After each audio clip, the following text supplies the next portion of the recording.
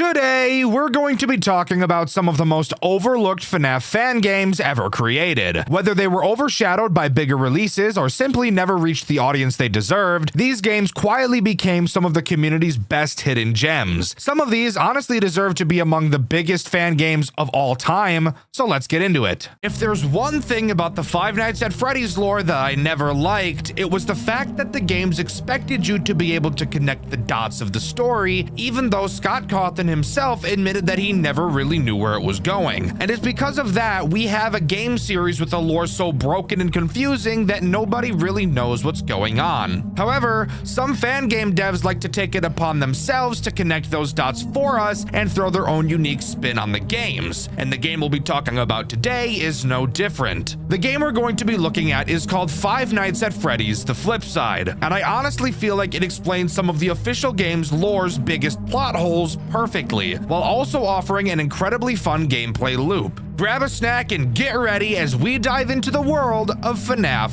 The Flip Side. Hello, Frank? It's me, Henry. Listen, I know you don't work with us anymore, but I really need some help. And I wasn't sure who else to call. We're supposed to test some prototypes for a client, but you know how things are at MCM these days. We're overloaded with projects. If you're available, could you come to Fredbear's? The testing will take place there. I'll make sure they leave the front door open for you. Once you get there, give me a call. There should be a phone in the storage room. Oh, and before you ask, yes, I'll make sure you'll be paid handsomely for this. All right, Frank, I'll be waiting for you. So there we go. We've got our motive for almost dying for the next 6 nights, and FNAF: The Flip Side finally begins. There was a lot of hype for this game, so I'm ready to get right into it. We open to a free roam section of the game where we're free to wander around pretty much the entire building we're about to sit our hairy, smelly, sweaty, unwashed rumps in for the next 6 days. If we walk into the backstage area, we'll get access to something this game calls the Hand. This can be used to listen to audio logs that get added every night, so we should make sure we're always going to check on them. The audio log on night 1 goes as follows. Come on, turn on. Oh my god. Finally. This is the 5th time I've been called out here. Last week we got these new hand terminals from MCM. William had me install one backstage. I told him very clearly that thing pulls nearly 80% load if it's not on a dedicated circuit. Did we upgrade the wiring? No. Now the diner loses power 10 times a day, and somehow it's my fault. They keep telling me to replace the diodes in the fuse box. It's not the damn diodes. But he won't listen. He never listens. He just keeps telling me to fix it. You can't fix stupidity, William. It's failing the exact same way it's supposed to. Yeah, that's it. End log. I'm on the same page as Daniel here. This is the exact type of bullshit you would expect a stupid, out-of-touch old boss to say to you. Moving on, there are also some collectibles we're told to find. If you couldn't guess, these are needed for the true ending of the game, so make sure you're picking them up unless you want the bad ending for some reason. I would tell you where these bobbleheads are located, however, it seems to be completely random. There was one time it was on the stage, but apparently that was just a bug and it wasn't supposed to happen. So I really have no idea. Just go find them. There's no threats during these sections, so you can take all the time you need. All right, with that out of the way, we can finally jump right into the night sections. And what's a better thing to start talking about aside from the tools at our disposal, like I also like to do at the beginning of these videos? I'm just gonna talk about the camera system because that's literally all that's relevant on this night. It's a camera system, that's really it. The buttons are on the right side of the screen instead of being on a map, so that's pretty cool, I suppose. And on one of the cameras, you can see a window to the street where you can actually watch cars pass by, which I do think is super cool. Really puts you into the immersion that, yes, this is a real place and there are people around. It's a really good way of making you feel more alone, knowing there are people outside of the building who could help you, yet nobody is going to. It's a super creepy thing to think about. If we look at the stage, we can see that the animatronics seem to be characters you can see in the final section of Secret of the Mimic, which I do think is actually super cool. I have yet to see a game that uses those specific characters together, so this could be fun. Oh yeah, I should also probably mention that this game is made by Toaster Dev, the same guy that made FNAF Legacy, and it was also worked on a bunch by Weirdo Speed, another very popular FNAF YouTuber and game dev, so you already know this game is about to be crazy. Now, moving on to the first threat this game and night introduces, that being Fredbear 2.0. I'm just gonna call him Fredbear since that's a lot less typing. Fredbear does not have a lot of places to go before reaching your office. He starts in camera 6 before moving to camera 8, -1. No, I'm not saying it. Fuck you. Then he goes to camera 5, which if you're not looking at your camera while he goes from 7 to 5, you can actually see him walking across the doorway to your office, which is just so fucking cool. I love it when games do shit like this. Holy fuck, I'm gonna skeet everywhere. Anyways, from there he will walk back across the doorway and appear to the left of you. From here, you will enter a quick time minigame that you will need to complete to save your life. This is explained as like some programming that you're doing to Fredbear or something. I don't really know. We don't even lay our hands on him. You will have to use WASD for this minigame. When he enters your office, a timer will appear along with one of the letters. You will have to press through multiple of the letters before the timer runs out or he eats your butt. If you ever mess up a key press, you don't die immediately, but the timer will drop by a few seconds, making it all the more likely it'll eat your butt. But if you can defend yourself from him, he'll teleport back to camera 6 and the cycle will repeat itself. I guess I should also mention that when he's making his way to your office, your cameras will turn yellow with a message telling you that Fredbear is coming. But you shouldn't really need that since you'll be able to hear his loud ass clanker feet making their way towards you. But with that, this night is easy and we can move on to the first post-night minigame. This post-night minigame is very annoying, I can't even lie, and for a reason that really shouldn't even be apparent, yet apparent it is. The goal of this minigame is to repair Fredbear. The way we do so is both easy, yet doesn't really make any sense. We'll have to pull up our maintenance monitor and drag several shapes into their respective places. You know that square hole game everybody had as a kid? Yeah, it's that. Why the fuck does this fix Fredbear? I literally have no idea at all. Every time you successfully drag a shape, your progress will increase by 2%. Get it to 100 and you complete this minigame. However, you may have noticed I haven't complained about anything yet, which just can't be the case. Fredbear will randomly attack you throughout this minigame. Dealing with him is simple. When he attacks, he automatically pulls your monitor down, and all you have to do is quickly boop his nose to reset him. Apparently, his nose is a button that resets his facial recognition. Sure, buddy, just say you took inspiration from FNAF shitpost. It's okay to admit it. I know, I'm a genius. Now, that's not a problem. No, the problem is these stupid fucking shapes. You would think that the shape at the top that you have to drag would change each time you drag the shape and drop it where it needs to go. But no, that would make too much sense. Instead, what really happens is that the shape will randomly change every 1.5 seconds, regardless of whether you're holding it or not. So you could be just about to drop the square into the square hole, and all of a sudden it turns into a fucking rhombocosydodecahedron at the last second, and now you lose. And what does losing mean? Well, it drops your progress by 20%, and each shape only gives you 2%. Are you fucking me in my dick hole right now? You've got to be kidding me. That's so rape. Oh yeah, and since I'm saying semi-offensive words, I might as well add another one to the list. I saw a guy in my comments recently who timestamped the first time I said the dreaded R word in my video. My guess is they're doing this in a piss-poor attempt to be passive-aggressive, so here, this one's just for you, retard. Moving on to night 2. Night 2 begins with a free roam section. Of course, we could just start the night, but why do that when we could listen to an audio log instead? Yippee! Hello? Is this thing on? Finally! I need to get this on record, because if I don't, I'm going to lose my mind. I've had to clean out the fridge in the kitchen again. This is the 5th time this week. The 5th! Isn't this supposed to be the janitor's responsibility, or maintenance, or literally anyone who isn't the head chef? Because last I checked, I was hired to cook food. Yet here I am wondering how this place is still legally allowed to operate. And the fridge? Oh my God, the fridge. I don't even know where they dug this thing up, but it's like it was designed to ruin food. Milk spoils in 2 days. It's not even refrigeration. It's practically accelerated decomposition. I swear it'd be safer leaving the food out on the counter. And don't even get me started on management. William especially. Every time I bring this up, he waves off like it's nothing. We'll look into it. Yeah, sure. You've been looking into it for months. We've poisoned what? 5 customers because of it? 5! Yeah, I can't do it anymore. I quit. Once again, just adding to the conclusion that William is an out-of-touch boss. Who would have thought? It's not like he does really questionable weird shit like all the time. That would be absurd. Oh yeah, grab a bobblehead wherever the fuck it is, and we can jump into the night section. Night 2 introduces one new threat, that being Spring Bonnie 2.0, who, of course, I will just be calling Spring Bonnie since that's easier. And Spring Bonnie also isn't too big of an issue, but could easily become a problem if you let him get out of hand.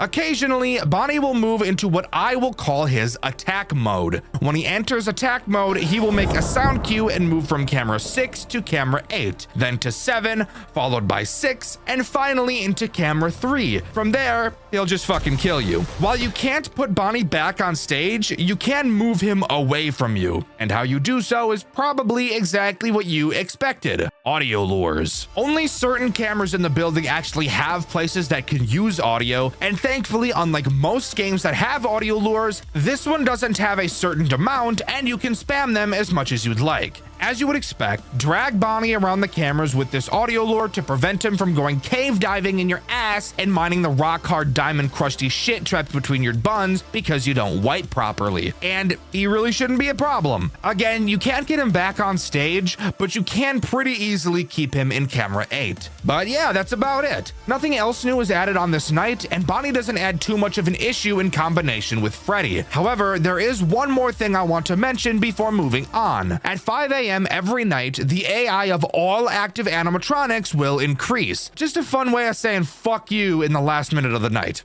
Amazing. On to the Night 2 post-night minigame, which is nowhere near as frustrating as the first. This time we're fixing Spring Bonnie, and the pattern for completing it is the same. The only difference is the minigame itself on the monitor, and how to deal with Bonnie. Dealing with him is simple. When he attacks, just use the speaker to play music and he'll calm down. Now for the minigame, which I actually really like. A small rectangle will bounce back and forth across the screen. In the center of the screen, you'll see a little bar. As the moving rectangle passes over the bar, you'll have to press space. For each successful press you make, you'll gain 2 to 4% progress at random, and the rectangle will start moving a little faster. If you ever miss a press, you'll only lose 5% power, so clearly they were out of their fucking minds when they designed the first minigame, but who knows. Anyways, one more thing I should mention is that after each minigame, we get a number for a code that we can type into the hand unit during the free roam sections. So yeah, just make sure you're writing those down.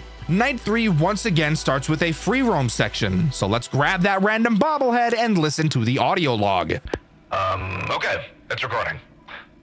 Quick note for management, since apparently nobody believes me. That little vacuum robot we got from MCM, the Cleanovac, yeah, it's not really helping. Every party, some kid grabs it and shoves it somewhere disgusting. Trash cans, sinks. Today, it was in the toilet. The toilet! I'm the one who fishes it out with gloves, and I'm the one who has to clean it, dry it, fix it. Every single time. It's a vacuum, not a toy. If I find it in the toilet one more time, I'm not saving it. I'm letting it die, and I'm telling William it was water damage. Yeah, that's all. Bye. In case you guys were interested and couldn't tell, that character was played by me, and the name they gave that character is incredibly clever, being a triple entendre. Love you guys. Anyways, yeah, I find it funny how I talk about how much I hate kids in my videos, and then I get to play a character in a game who yells at kids. Perfect for me.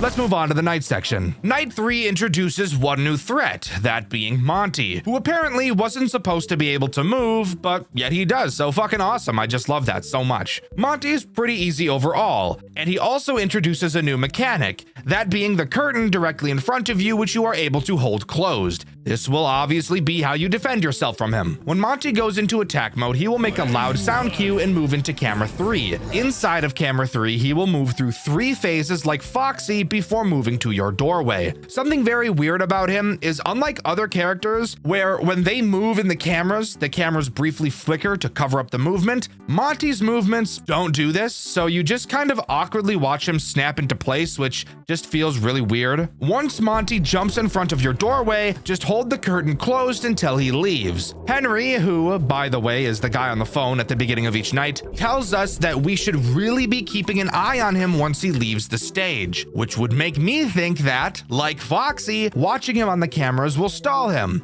However, as you'll find out, it actually doesn't do that at all. Monty doesn't make the night a whole lot more stressful quite yet, as when Monty enters your doorway, he makes a really obvious sound cue, so you don't really need to watch him on the cameras at all. The best thing to do at this point is sit on camera 8 to watch for Bonnie, and only ever pull down the monitor when getting attacked by Monty or Fredbear. Both Fredbear and Monty can attack you at the same time, but luckily the devs thought of this and made it not complete RNG aids, because if Fredbear attacks while Monty is at the curtain, then the curtains won't close and you'll be safe to deal with Fredbear. And if Monty arrives during Fredbear's attack, then you can quickly close the curtains and they'll stay closed throughout the attacks. Thank you so much, you two. I could give you a kiss on the mouth for real. Anyways, time to move on to the post-night 3 minigame. And of course, with Monty being introduced, he is who we're fixing on this night. Once again, the only changes are the minigame and how to defend yourself. On the bottom shelf in the room we're in, there will be a mask. And surprise, surprise, that's what you put on when Monty starts dworking in your face. The minigame is honestly really disappointing, as it's just the Funtime Freddy minigame from Sister Location, except a million times less fucking aids. Just hold the buttons to increase the percentage until you beat the night.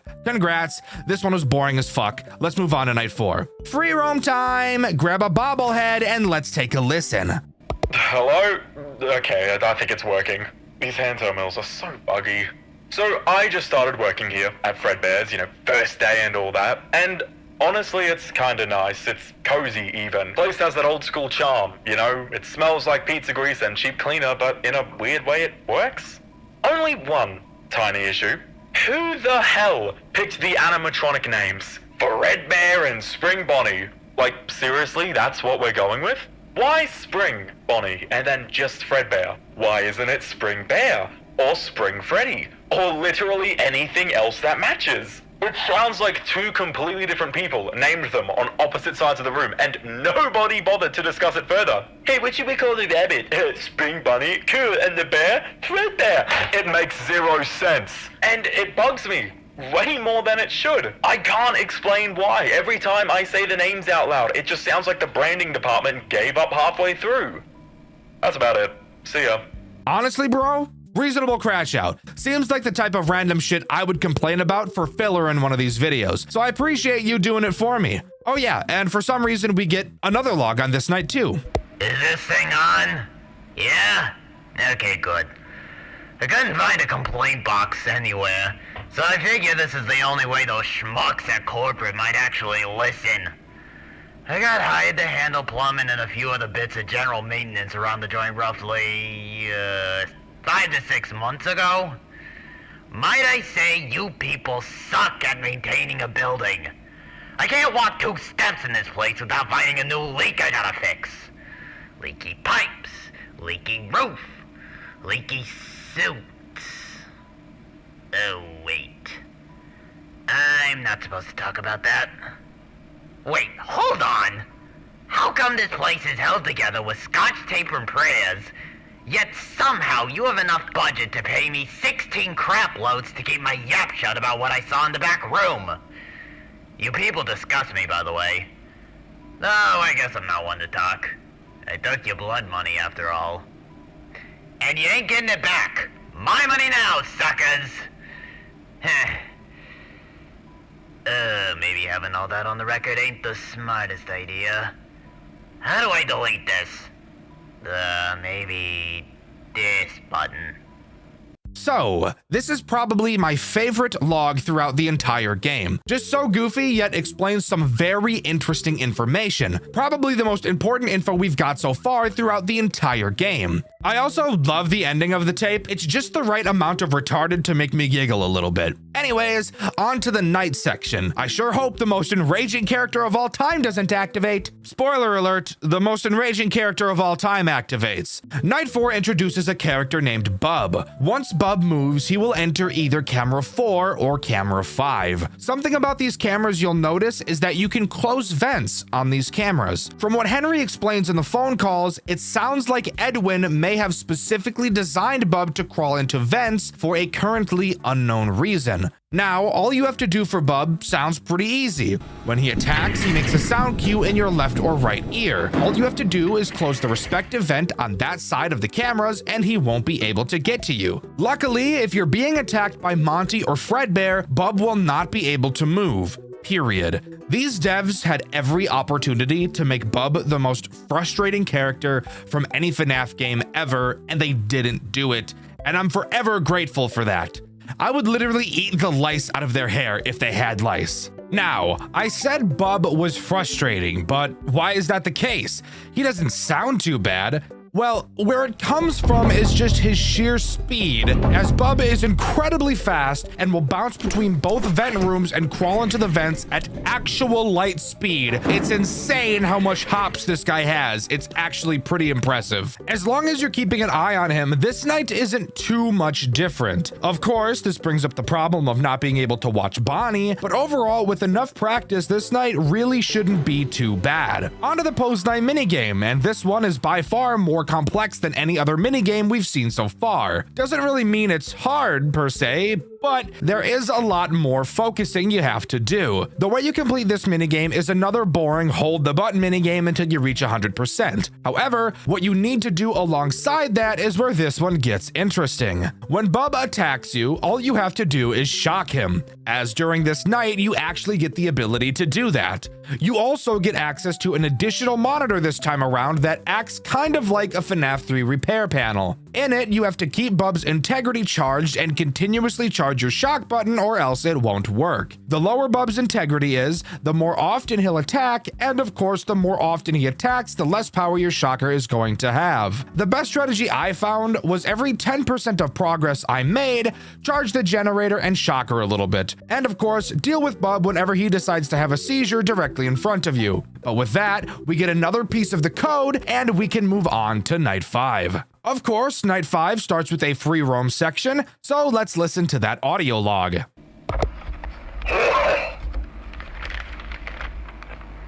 Hi, I'm John Fazbear.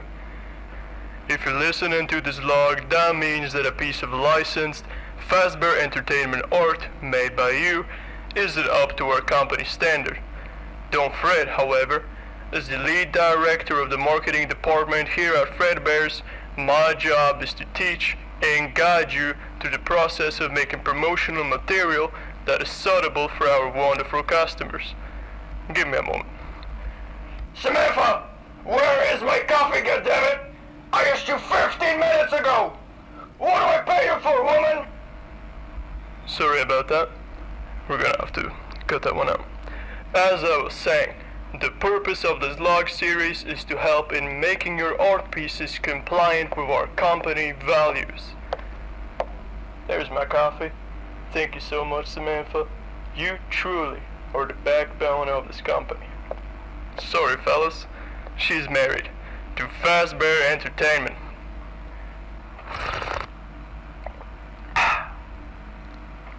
Where was I? Right.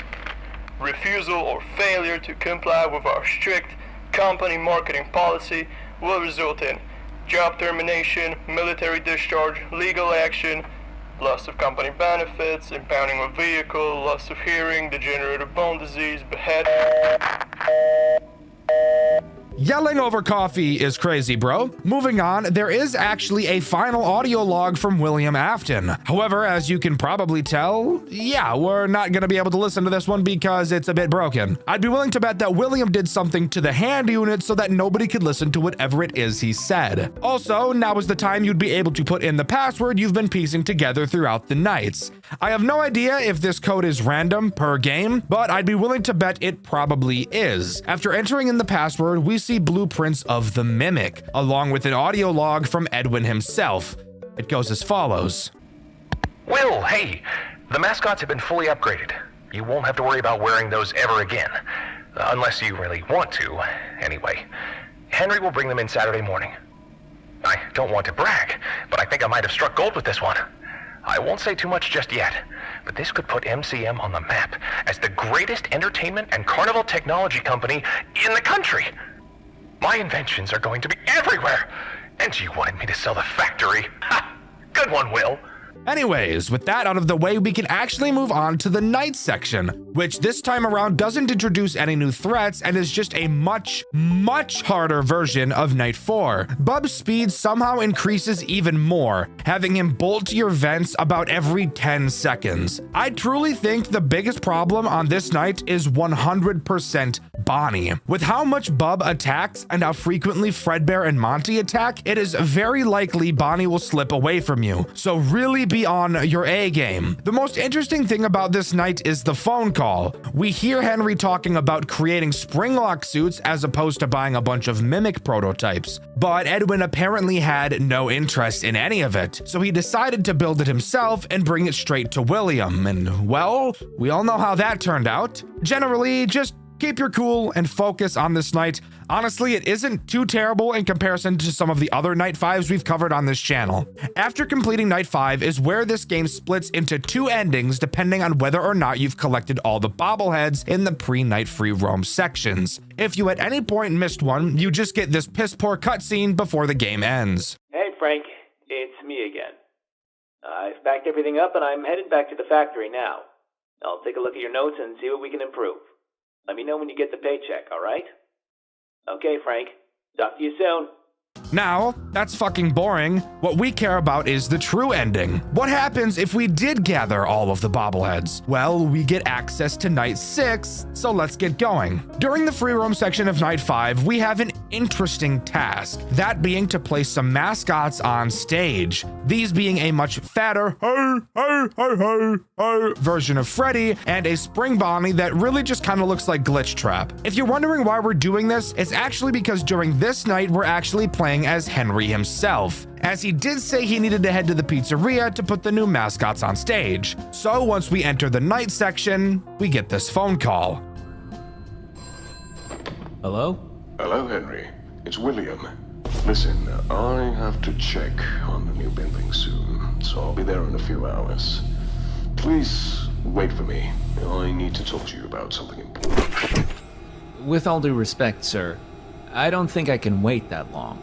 I was only supposed to take the prototypes and bring in the new mascots. There are other matters at the factory that need my attention. Well, work always comes first, doesn't it? I respect that. Then I'll get straight to the point, I suppose. I need you to convince Edwin to sell me the factory. The factory? Sir, I don't think I understand. Listen, Henry. Murray's will collapse within a few years if someone doesn't step in. Edwin may be a brilliant creator, but he's in matter of business. I am. Under my leadership, the company wouldn't just survive. It would flourish. More contracts, more reliable employees, and more time for him to focus on his creations. However, if I were to speak to Edwin myself, he'd decline my offer immediately. You know him. He's stubborn. Stubborn just like his old man. He believes he can handle everything, but he's only dragging the company further down. Help me save the factory, Henry.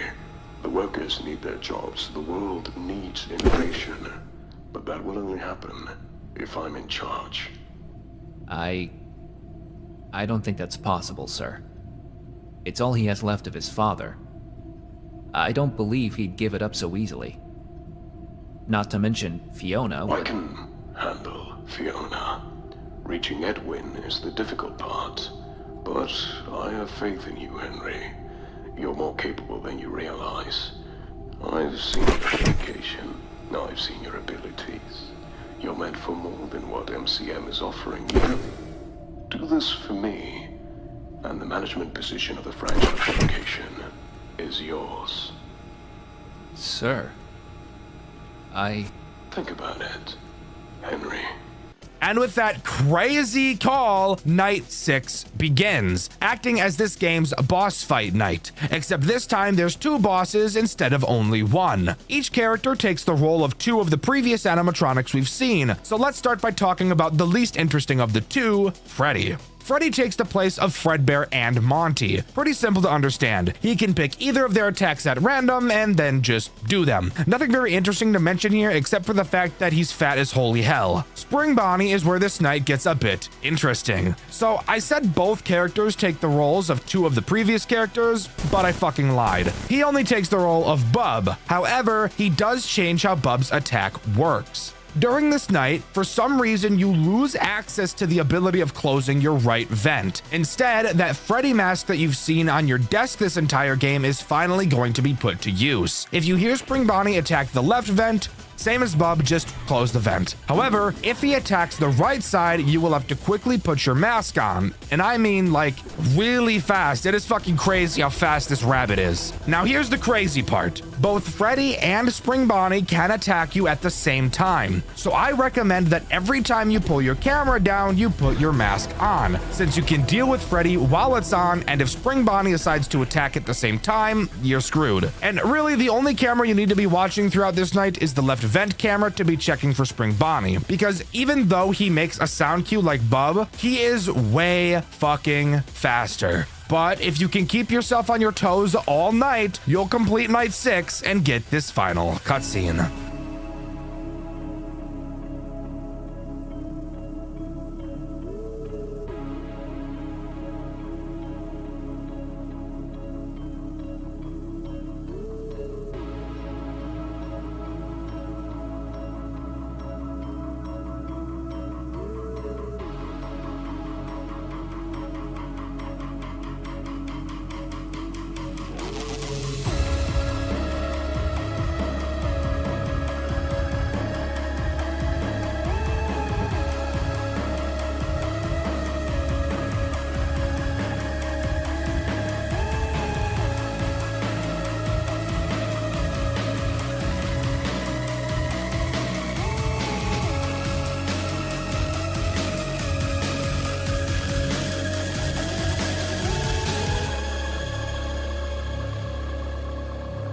So, the true ending shows the aftermath and how William Afton completely took over the industry, killing Fiona in a fire during Fall Fest and taking over Edwin's company with him mysteriously going missing. At the end of the day, William got what he wanted. But of course, we all know what happens next in the fallout of Henry and Afton, but that's a story for another day. But with that, that is all Five Nights at Freddy's The Flip Side has to offer. And holy shit, did I love it. Overall, I think The Flip Side is an amazing take on the FNAF lore and does an amazing job connecting some of the dots from the main game. The game looks super cool, the animations are incredible, and the gameplay loop is just the right amount of challenging to both not be mind-numbing and not be ass-hair-rippingly difficult. And I would totally recommend it. Oh yeah, and I voice acted in it, so bonus points there. Stories in Five Nights at Freddy's games. Typically one of the most talked about parts of these games we love so much. However, I do need to bring up a question.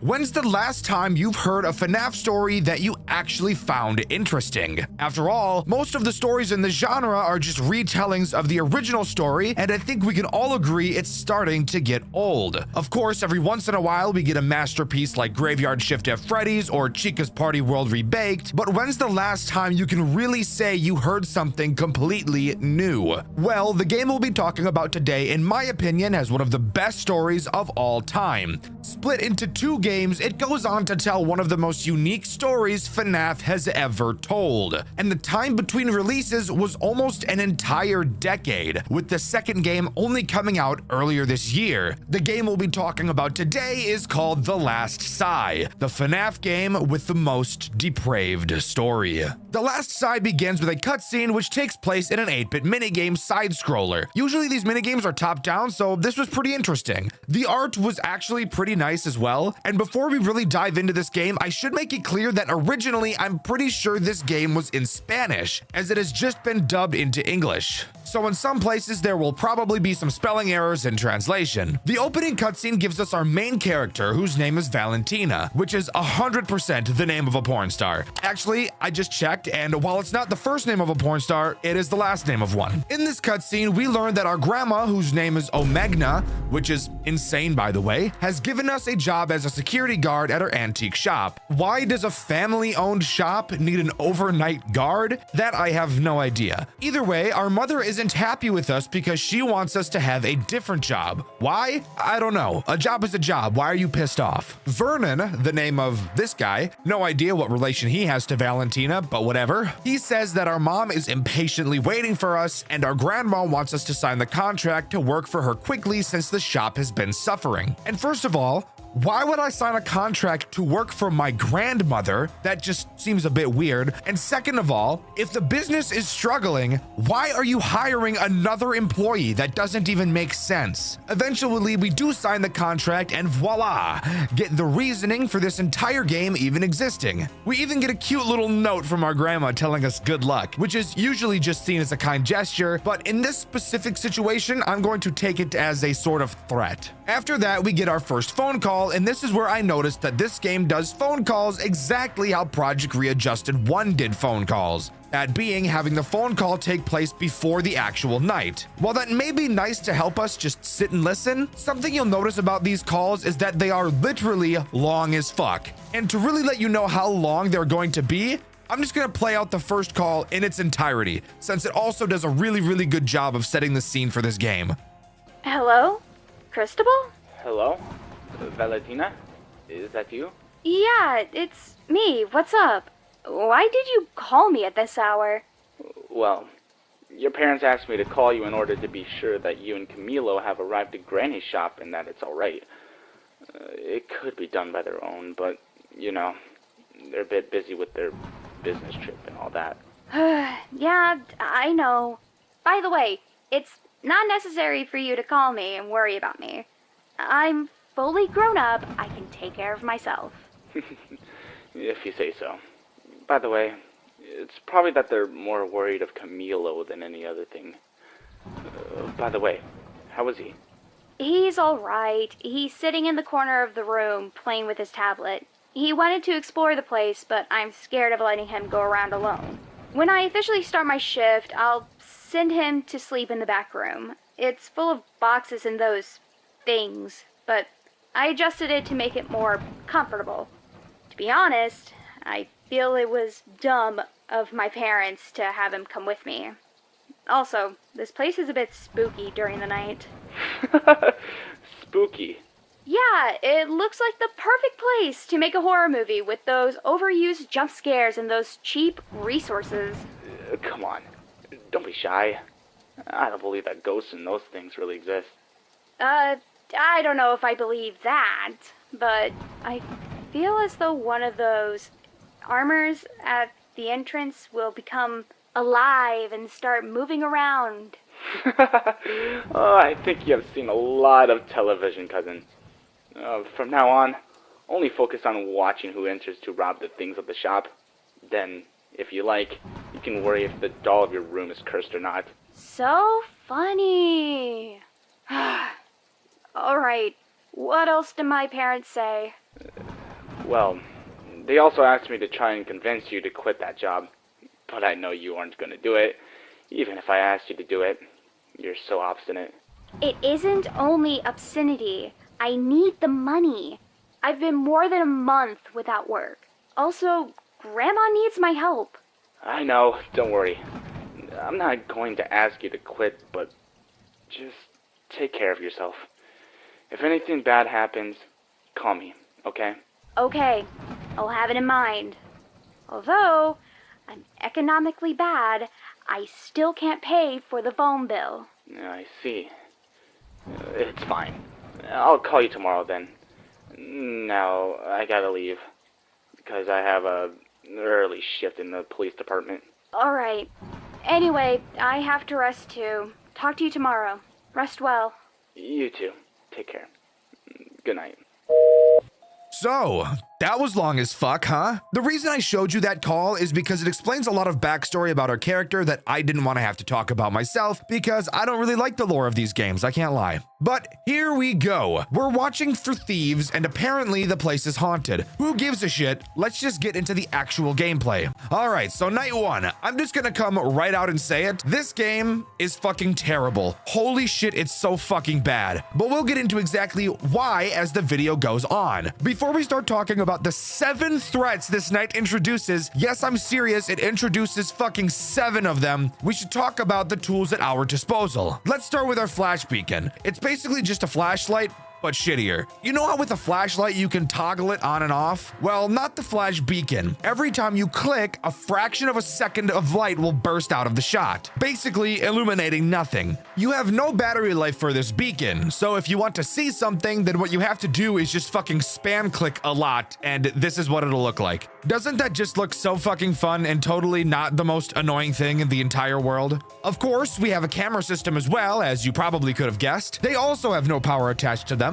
thankfully. Something to point out about them is that there is a metric shitload of characters you'll have to look through. Except I kind of lied because even though this game has this many fucking cameras, only about 5 of them are even actually important, so we'll just get used to those. You can also use your flash beacon while the cameras are up, so if there's something in your office and you know it's there, you can flash it with your beacon while searching through the cameras, which honestly is pretty nice. The final tool I want to talk about right now is the turntable. To your left, you will see this turntable and it's connected to an extension cord. You have to click on the glowing red switch to turn it on, and once it's on, the power to the building gets turned off and is used to power the turntable. I really have no idea why this happens, but it happens, so let's just live with it. All right, that's about all of the tools that really matter. So let's jump into talking about the whopping 7 fucking threats introduced on this night. I have no idea whose idea was to add that many, but fuck it, let's just talk about all of them. And just a fair warning, the names for the characters in this game are flat out the most retarded shit I've ever heard, so prepare yourself. The first character we'll talk about is Huggins the Clock. And yes, it's literally just your clock. They made it a threat because fuck it, why not? Pretty cool though, I can't even lie, I've never seen something like that before. Every single time the clock changes to a new hour, Huggins will desynchronize his clock from the actual time. When he does, you'll have to quickly add or remove an hour from the clock to sync it back up. If you don't, then he's gonna put his clock without the L directly in your rear. Pin and Pawn are the next 2 fuckers I want to mention. They're these little stupid dolls on your right desk. At random, they will just fall over. Fucking retards. When they do, all you have to do is flash them and they'll jump back up onto their stands. If one of them leaves the table, you don't lose, but if both of them leave, then it's game over. Something you might be noticing is that these threats are not very challenging sounding at all. And while that's true that most of the characters in this game don't pose that big of an issue, what makes the game truly fucking horseshit is its terrible case of post-shift 2 syndrome, as it literally never tells you under any circumstance how to deal with these threats. It's not mentioned in any phone calls, it's not written down anywhere, and there's not even an explanation after you die to a character. You're just left to fucking figure it out on your own. Do you know how stupid that is? Do you know how retarded that is? Who made this game? Satan? Because I don't know anybody else that could create dog shit quite as steamy as this fucking pile of fecal matter right here. Anyways, let's continue. There's still a fuck ton of characters to talk about. Just keep in mind that you're never told what I'm about to tell you. Handy the Panda is both the most generic name for a panda of all time and the next threat this night introduces. Handy will start on camera 2B and move to 1B, then 1A, then 3C. Before we continue, I want to mention that every single animatronic in this game has the exact same sound cue, and it is incredibly loud directly in my fucking ears. When Pandy gets to your office, you need to very precisely put your mouse in the middle of his face, not a pixel too far left or too far right in the middle. Then spam your beacon right in his stupid bear eyes. Do this enough and he'll start violently shaking, which would imply you gave him a seizure, which I really hope is canon. And then after that, keep flashing him more since you can't stop when he's shaking. Only then will he finally leave you alone. All right, Dovey the dog is the next character to talk about. He is the first of 4 Camtronics I want to talk about. And Camtronic is a new term I'm coining to reference a character in a FNAF game that solely takes place on the cameras. I expect it to be used forever now. Thank you. Anyways, Dovey is super easy. Most basic camtronic of all time. He will start in Cam 2A. He's gonna try to progress through 3 different phases in this camera, and all you have to do is flash him once to make him go back on stage. If at any point you let him progress 2 stages, then he'll never be able to go back to stage 1, instead having his furthest back stage be stage 2, obviously making him much more scary to deal with overall. So how about we all just agree to not let that happen? Next up is Trojan, not the condom. Instead, it's the troll face mafia gangster. Yes, I'm serious, that's its name. I think it'd be more serious sounding if he was just a box of condoms, I can't even lie. Trojan starts in camera 3A and is quite literally exactly the same as Dovey. Seriously, the mechanic is identical. Just flash him to keep him away, and that's it. Next up is Dibby and Daba. Holy shit, these might be the worst fucking names yet. I can't quite decide. They're all so uniquely terrible. These characters are basically just one since they move together in tandem. They're in camera 3B, and they do the exact same thing as Trojan and Dovey. Are you beginning to notice a pattern with these camera characters? Because I am. They're all the fucking same. Flash to keep them back. Moving on. Finally, we move on to Karen, who is the name of a fucking dragon. So why the hell did they give a dragon the name Karen? Who knows? But do you guys want to take a guess what she does? She starts in either camera 4A or camera 4B. She can move between these 2 cameras whenever she wants, but her central mechanic is exactly the same as all of the other camtronics. That being, you just have to flash her every once in a while to stop her from fucking you. Hooray! Doesn't this just sound like such a fun, cool, and awesome game? No. Yeah, that's because it's just fucking not. This game doesn't have any post-night minigames, so that means we're free to just jump right into night 2, is what I would say if we didn't have another phone call. And remember how long that last phone call was? Yeah. Well, the phone call for night 2 is 6 fucking minutes long! No, I'm not joking! Why the hell is it so fucking long? It's double the length of the first night, and we're not even in game, so we can't even click through the cameras. We're actually just stuck looking at this stupid fucking wall for 6 minutes while some bitch talks into my ear about some shit I'm really not paying attention to. God fucking damn it, bro! During the phone call, Valentina mentions no signs of intruders, but of course mentions the moving characters. Parallels are drawn to the robots that move around the Fazbear restaurants, so I guess this game takes place in the same universe, so that's pretty cool. Haven't really seen that since we've covered Jolly. They talk about how the characters are sensitive to light, which we've already had to figure out on our own. Our cousin says she'll bring it up to grandma, but for some reason, we say we'd rather figure it out on our own. Why? I don't fucking know. Moving on to the night section.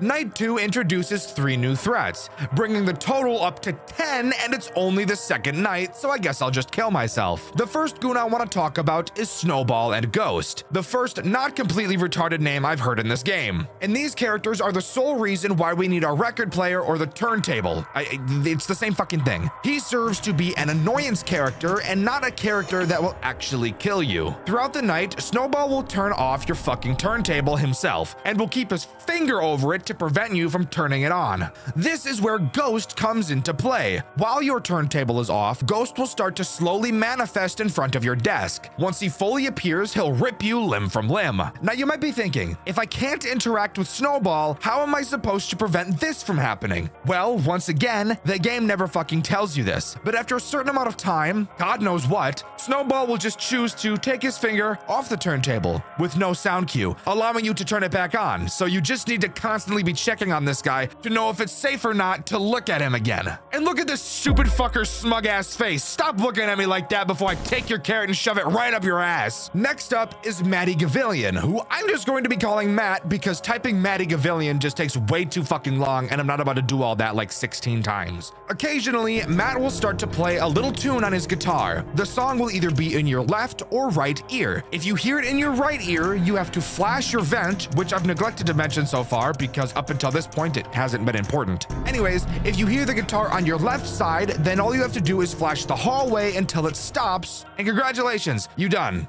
Moving on, the final threat introduced on this night is Cocoa Bite. who is pretty straightforward. He will make his way from camera 2 all the way to the front of your office. You deal with him in the exact same way you deal with Pandy. You may be wondering why I'm talking about a game that's this fucking boring, so I'll go ahead and spoil the surprise for you. This game has a sequel that is a lot fucking cooler and that I really do want to talk about. But in order for me to do that, I have to first talk about this fucking dumpster fire. Anyways, night 3 time. Phone call for night 3 is 5 fucking minutes long for absolutely no reason whatsoever. Solely this long, probably just to piss me off. The phone call reveals another instance of supernatural phenomena where Valentina experiences nervousness and hallucinations intensified by the turntable's music. The cousin provides advice to unplug the turntable, but Valentina hesitates for sentimental reasons and practical concerns of breaking antiques. The turntable cannot simply be unplugged because of the snowman's interference. Maybe perhaps cutting it would work. They talk about not bringing Camillo, which I'm pretty sure is Valentina's cousin, in for night 4, and that's really all the phone call has to talk about. During night 3, you get the ability to cut the cord on the outlet to the turntable, but spoiler alert, if you do, Snow Bitch will just kill you, so don't do that. Pretty cool that you're allowed to though. This night only introduces one new threat, but if there's one thing you know about this game, it's the guy we're about to talk about. His name is Nabar, which those of you with a keen eye will be able to notice is an anagram for Barney. And the reason why it's an anagram? Oh yeah, it's because Nabar is literally just fucking Barney. Why did they not call him Barney? I have no idea. Unfortunately, he's not even remotely interesting at all. He's just exactly the same as both Pandy and Cocoa Bite. Get to the office, spam flash him, and he leaves. Boring as fuck. Now, at the end of the night, we get some dialogue of Valentina going into the back room where Camillo is supposed to be, except Camillo is fucking missing because he was kidnapped, and it was at this point where I really started to question what the fuck I was even playing. We hear a scream, presumably Camillo's, followed by a disembodied voice saying, and night 3 comes to a close. What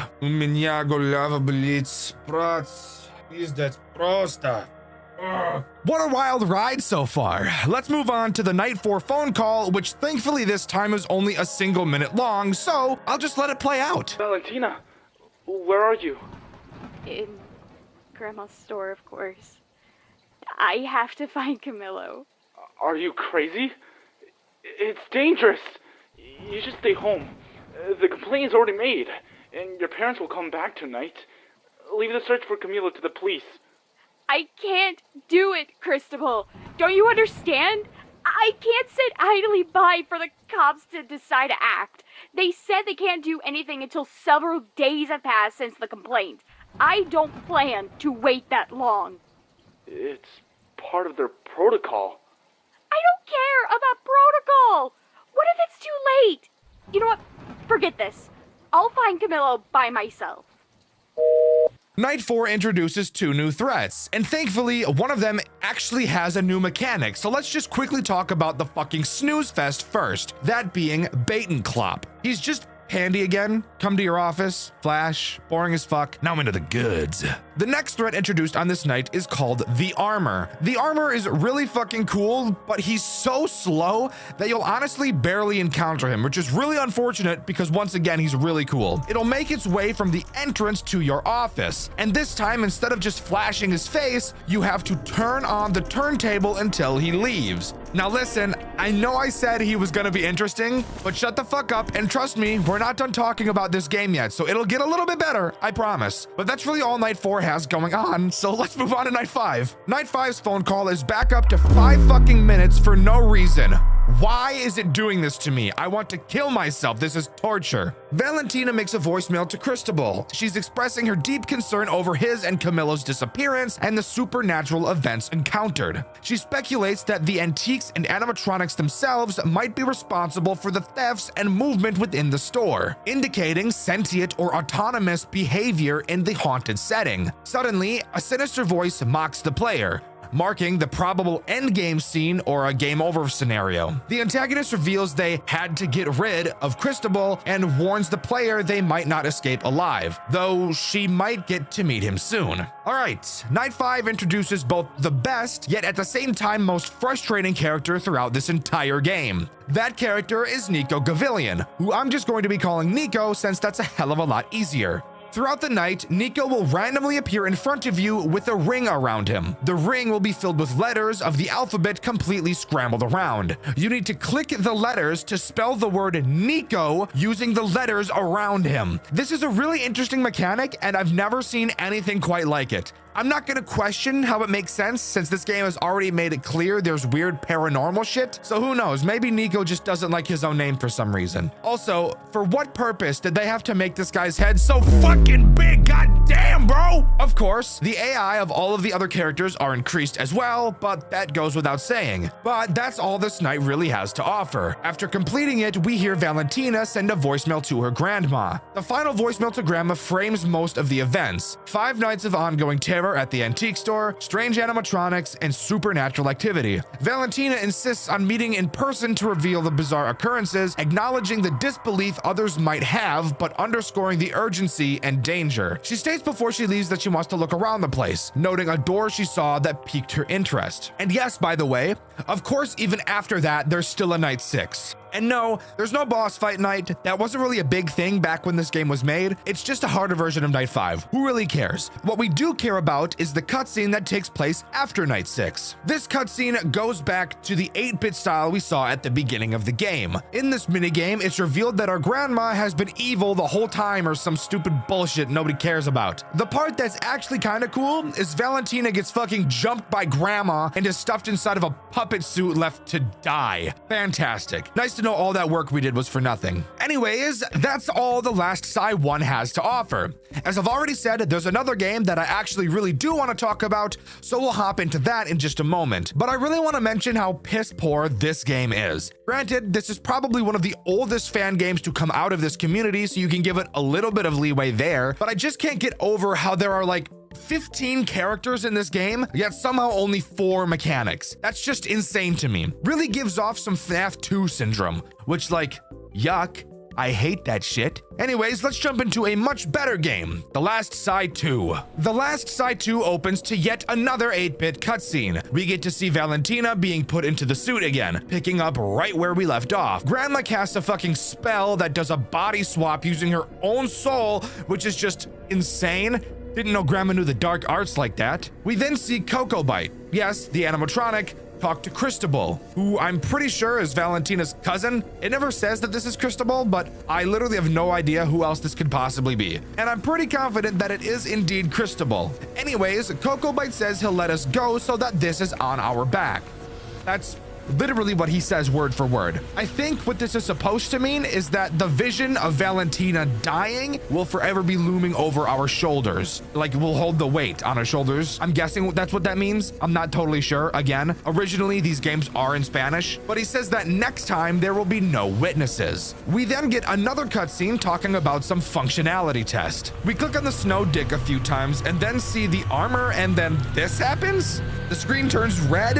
I don't really know why, but that's what happens, so sure. That's cool, I guess. And with that, we're thrown into this game's version of the phone calls, which thankfully are actually something this time and not just boring dick. During this section, we're put into an old haunted building. We get a call from a girl named Francesca, and she asks us if we have everything ready to get going. She gives us the rundown on where we are and what we need to do each night. Who cares? The name of the place we're at is a theater called Eternos Recuerdos. While on the phone with Fran, we're not able to respond to her for some reason. However, we have a camera in our clothes, which I'm assuming is just like a body cam or something, as this was another line a bit lost in translation, and that we should flicker our light for our responses to what she's saying. We have 5 things with us every single night: our earphones to listen to Fran, our flashlight, which you may notice in this game calls a lantern. This affects puppets and animatronics. We get a screwdriver for some fucking reason. I really don't know why. A defense device, which I will just be calling the DD. We use this to hack into different systems, whatever that means. And of course, it needs electricity to function. And finally, we have a lighter in case the flashlight isn't enough light.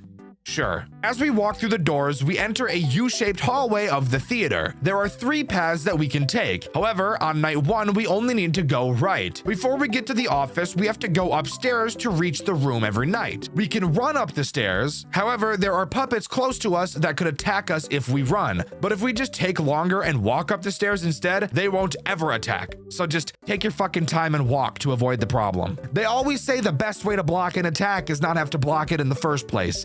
And that applies here too. Once we get to the office, we're told our goal for the night. But before we talk about that, let's go over all of the tools at our disposal. To start, there are 4 directions we can look. Directly in front of us is our computer, to our right is a window, to our left is the door, and behind us is a bookshelf. We of course have a camera system. However, we need to flash activate them to see the rooms. This will be a lot more important later, so I'll talk more about it then. In this game, there are also a very small amount of cameras, which I'm very grateful for since the last game almost gave me a heart attack with how much it had. Once again, we have infinite power, so we don't have to worry about that either. Our DD, or defense device, is our main source of defense, as the name would suggest. It has its own tab, kind of like the mask from FNAF 2. However, you cannot use it at the same time as your cameras. This thing is a little confusing to use and is really a pain in the ass. We have to use it to hack the PC password and get into the PC for the tasks we have to complete. When an animatronic gets near, a notification will show up on the DD. Pull the DD up and it will give you exact instructions on where to point your flashlight. You don't need the device to be selected on a specific character for this to work. It has all the animatronics and Huggins the clock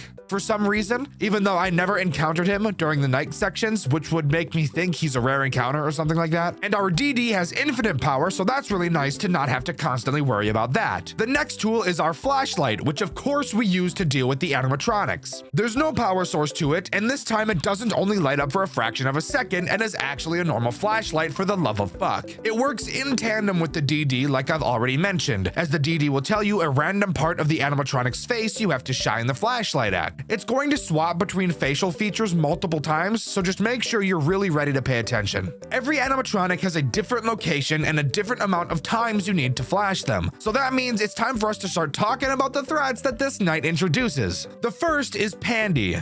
You remember him, right?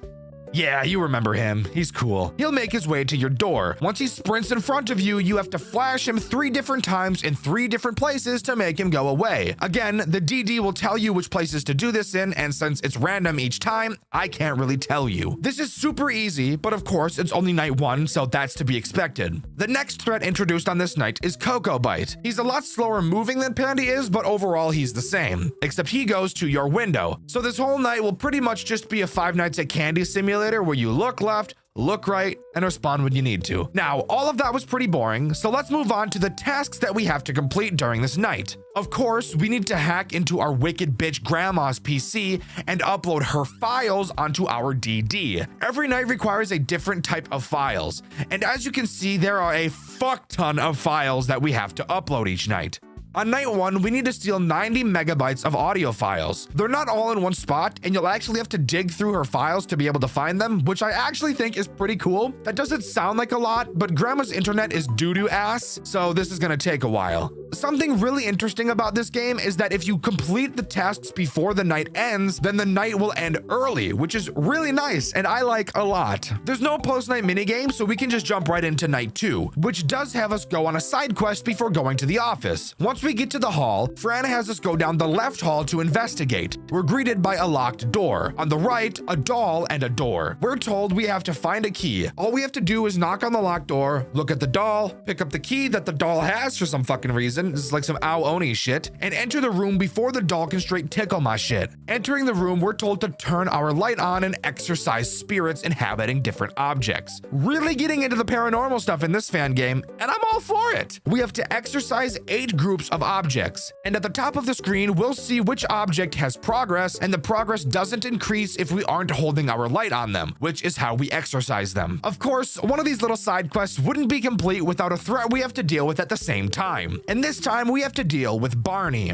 Barney will randomly show up on either the far left or far right sides of the room. All we have to do is flash him and he'll go away. Simple shit, really, but after that, we can go to the office. The file choice we have to download tonight is text files. You do this the same way you did it the last night. We have 2 new threats introduced on this night, and one of them is already recurring from approximately 37 seconds ago. So let's start by talking about Barney. Barney is just an eye slut. Awesome. We love those in our FNAF games, don't we? Barney is in camera 5, and he will make his way through several phases before attempting to spit inside of you. Literally, all you have to do is stare at him with the flash on, and this will make him go away. Not very hard at all, and you really won't have to do it that often during this night. Plus, you'll get a warning at the bottom of the screen when he's attacking anyways, so it's super easy. The other character introduced on this night is Jimmy. Quite literally the first normal name in this entire series. Jimmy is the character that sits behind you. Throughout the night, he will slowly wind himself up behind you. He'll try to move around a lot in an attempt to kill you, but he also toys with you a little bit. You will have to check behind you very often, and if he ever moves from behind you, he will either go to your left or your right. Figure out which side he went to and flash your light on him, and he'll go back to being behind you, and the cycle will continue. But that's really all we have to talk about, and at this stage in the game, you won't really need a strategy since it's really easy, and I honestly think that finding the files you need to find is a lot more difficult than actually dealing with the threats. All right, night 3, the moment I knew this series needed to be covered in a white video, since this night really shows off how this is not going to be your normal FNAF fan game. It's so much more. During this night, by the time you get to the theater, there's already an animatronic activated and waiting for you. Going into the hallways, we see Cocoa Bite waiting for us, so we run to the auditorium. Once we load into the auditorium, the game turns into a fucking first-person free roam game. What the fuck? This is so cool. I was honestly not expecting this at all, and this section of the game is honestly one of my favorites. In this auditorium with us is Pandy, who will randomly roam around. Our goal is to scan Pandy with our DD for a reason I'm not totally sure on, but of course, we can't let Pandy see us. We will have to follow him around the room, hiding behind chairs so that we're not spotted. This section is in no way difficult, but I do think it's super fucking cool and something that more fan games need. We need sections in games where interesting shit like this happens. It makes the whole process feel so much more enjoyable. I actually have no idea why we need to get data from him, and this honestly just raises a lot more questions. After leaving the auditorium, you get the option to either leave the building or go to the office. Spoiler alert, if you choose to leave, Cocoa Bite will just pack your shit up because he's waiting for you by the entrance. So our only real option is to go into the office and start the night section. The file type on this night we have to upload is image files, and I'm really hoping we don't find Grandma's goon folders while searching. All right, on this night we have 2 new threats introduced, and one of the previous threats gets an upgrade that makes him a lot more aids. So let's start with him. This character in question is our favorite fucker, Barney. He can now attack any camera with a visual cue of his fake form. When this happens, you must find him on the cameras. Fucking just shoot me in my fucking head. I can't remember the last time I didn't have to say that in a white video. Please kill me. Anyways, once you find him there will be 6 letters circling him. This part is very reminiscent of Nico from the first game. Take a look at these letters around Barney. I want you to take a guess what it is we have to spell with these letters. Go ahead, take a look. I'll give you some time. Let's look together. I'm not fucking seeing it. I'm not fucking seeing it. All right, that's enough time. Did you make your guess? Well, I bet you got it wrong because you have to spell no real and he'll finally fuck off. Why do you have to spell no real? And why does this work? I have no idea. Don't get me wrong, I love the new mechanic, but I would also love it if it made sense too. Anyways, the next threat introduced on this night is Barry. Barry attacks your door and he's way more difficult than Pandy and Cocoa Bite are. He only has 3 places to flash him. However, he moves like a fucking crack addict in Florida whenever you flash him, making you have to play aim trainer like when you're in school trying to copy what the teacher wrote on the board, but they're low-key standing in front of it. The whole flashing process with Barry also takes a fuck of a lot longer than both Pandy and Cocoa Bite. So say your prayers, little boy, because if you don't got aim, I hate to break it to you, but you're totally fucked. The final threat introduced on this night is Batenclop. Foul and disgusting name, by the way. He's pretty much the same as Barry, except he attacks your window instead of your door. And holy fucking shit, if you thought Barry spazzed out when you flashed him, you are not ready for Batenclop. Just look at this little fucking sped. He's going insane. I wish you the best of luck if you have bad hand-eye coordination, because this is fucking brutal. Oh my god. All right, now it's time for us to talk about night 4. Tonight, we have to go to the left hallway and investigate because we make terrible decisions instead of leaving. Do you remember the other door on the right side of the hall from last night? Yeah. That's where we're going. You'll have to deal with a little doll before entering the room. All you have to do is hold your light on him, and that's it. Then we can enter the room and the real fun can begin. Once you enter the room, we get greeted to just a bunch of random shit. We can see a Bonnie mask, statues, cum socks, and for some reason, even the rat from Five Nights at Candy's 3 is here, which is pretty interesting. Anywho, of course, there's a threat, and that threat is Jimmy, who I am not excited to see at all. So this part is really fucking confusing, I can't lie, but I do think it's pretty cool. Basically, you'll have to hold your light on Jimmy to keep his ass on the floor. He will jump up and move around the room like Vinny from Five Nights at Candy's 3, so you'll have to be following him around quickly. Once he drops to the floor, another doll will appear, and Fran tells us we have to burn her. This is the real reason we have that lighter. As we burn her, random words will start to appear and slide across the screen. You'll then have to hold the lighter on her and make sure your mouse doesn't touch any of the words, or else the doll will crawl up inside of you like that gerbil you didn't tell anybody about. You fucking disgusting freak. You'll have to repeat this process until you kill the doll, and then we take her with us for something else later. No, it's not sexual. Stop thinking like that. I'll get into why we take the doll with us in a little bit. Let's jump into the night section now. The file type we have to collect this time is video files. Now I'm really hoping we don't find Grandma's goon folder. This night doesn't introduce new threats, but it does upgrade the 3 threats we talked about last night. Barney now will not appear in camera 5 anymore, instead opting to just be an asshole and spam his spelling lesson attack a lot more, which really just makes my penis invert up inside of my body. Barry and Batenclop get the same upgrade on this night, but it really just makes them completely terrible. They were already pretty bad from how much they moved around, but on this night they can actually move the bookshelf behind you and fucking blow your guts up from the back whenever they feel like it. So now you've got a lot more shit you constantly have to check on, which just makes this night take a whole lot longer to beat. This night is where you'll actually start to need a strategy, since this is where the difficulty really starts to become apparent. Every 2 to 3 files you upload, you should turn around to check on Jimmy. After that, deal with any other immediate threat like Barry or Cocoa Bite. If Barney ever attacks, always deal with him first, since he will be your biggest issue by far. And the other animatronics will give you enough time to deal with him, thankfully. Whenever you deal with any threat, check on Jimmy, then go back to the files. This makes the night take a pretty long time, but it's by far the safest way to play. Now, it's at this point where this game gets really interesting. It consists of 2 different endings, and of course, I'll be going over both, covering the bad ending first. If you get all of the files from nights 1 through 4, instead of loading to the entrance, now you'll be greeted with a skull. He greets you with a somber, "Yo, here we are." That's how I imagine he sounded. Anyways. He states that you have every single piece in your hands and asks if we're smart enough to solve the small puzzle. I personally am retarded and have no idea what he's talking about. But if you say no or say yes and get the puzzle wrong, then you'll get to proceed to the bad ending. And he'll tell us that it's sad that our fate was decided, which really doesn't give me a good feeling at all. Loading into the entrance, we're told to go to the auditorium to investigate. Upon arriving, we see Huggins in the middle of the aisle. Literally just go left or right and he won't kill you. No problem. Making our way to the stage, we see an animatronic we don't know the name of, but it appears to be aggravated by our presence. We ignore it and leave for the office, only to find out that that very animatronic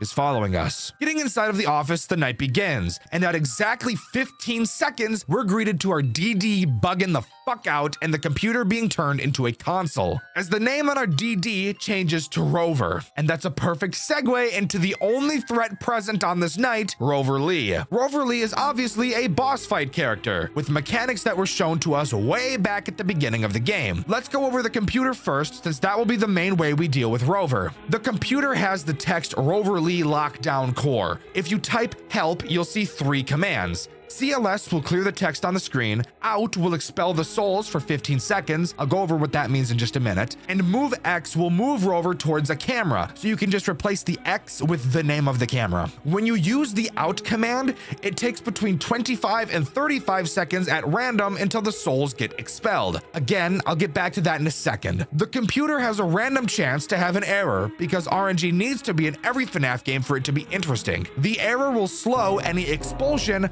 but will will not cancel out the already expelled souls. All you have to do is click and hold a bar at the bottom of the monitor and you'll be chilling to get rid of it. Oh yeah, and you can only use the move command if Rover has all of the souls expelled. Now let's talk about Rover Lee, the actual boss. He has 5 different attacks that he can use, and I'm not gonna lie, some of them require the best hand-eye coordination I've ever seen in my life. His first attack is just him being an eye slut for a majority of the night. You have to watch him on camera 1A to stall him, but if he moves, he will never move back unless you specifically use the move command. His second attack will have him reach your office, and if he does, you'll have to do a standoff against him. You will get a prompt saying that Rover is near your door. You have to look at the door with your DD up and then play some Five Nights at Candy's 3 type shit, tracking his face like this is AIM Labs. He'll jump from one side of your office to another, to behind the computer, to in your urethra, a whole bunch of fun shit. You need to have insane reflexes because you cannot afford to mess up for even a second. Honestly, it's best to just make sure he never reaches your office by using the move commands and stalling him, because this attack can quite literally last for the entire night. It's fucking brutal. Attacks 3 and 4 are pretty much the same, so I'll talk about them at the same time. Rover is possessed by 2 different souls, and each of them can attack you. The blue soul can only attack your door, and the orange soul can only attack your window. This is where your DD really comes into play. You have to tune the color frequency of your DD to match the color of the soul that is attacking you. That doesn't make any fucking sense, but it pleases the demons, so please the demons I will do to make them hop up off me. His 5th and final attack has both of the souls attack you from behind. When this happens, you have to turn around and face a Rover-like ghost. You need to look him in the eyes like your girlfriend asks you to do, but you have autism, so it makes it really hard, and use the DD to match the color frequency 3 times instead of just 1. Sometimes the color can change, and sometimes it'll stay the same, which is obviously the option we'd want because that's easier. The strategy for this night is generally easy, but acting like this night doesn't require more skill than most of the other Final Nights I've talked about on this channel would be an understatement. The moment the night starts, you'll want to immediately type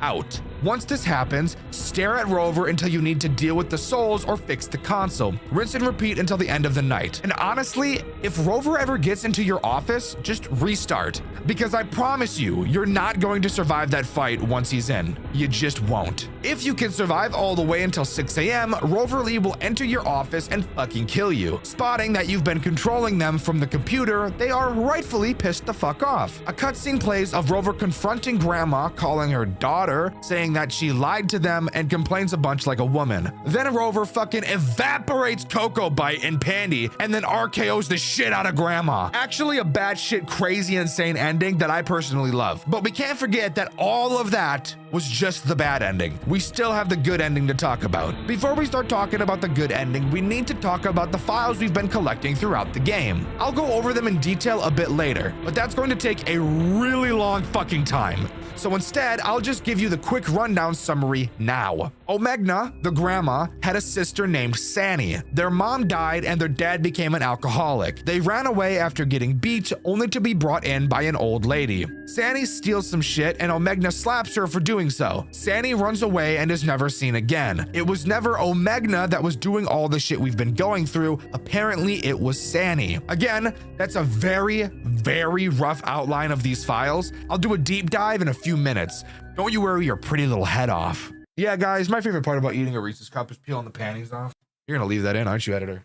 Asshole. Anyways, now we can talk about the good ending. Back to the skull, the puzzle he asks is, what trick did you fall for? There will then be letters for you to spell with, and you need to spell the word twins. These twins, I'm imagining, is in reference to the sisters. He then says that everybody fell for that, and then asks their names, which you will then need to input Omegna and Sani. He will then state that there is something more important than the names. He asks us which one is the which, and you need to answer Sani. Bars, by the way, right there. Sani was the one behind it all along. She fooled everyone and made Omegna go to prison for a crime she never committed. She made you think our family betrayed us. The skull then asks, who of them are in jail? Which of course we know is Omegna. So that's what you have to answer. Yes, by the way, this section is incredibly convoluted. I'm aware, just stay with me for a little bit longer. Finally, the skull says we know what we have to do and wishes us good luck. As we load into the entrance, we're told that we talked about a hidden room inside of the building. Fran is worried a bit, but trusts us and helps us by luring whatever is inside out. We're told to hide in the utility closet from way back in night 2.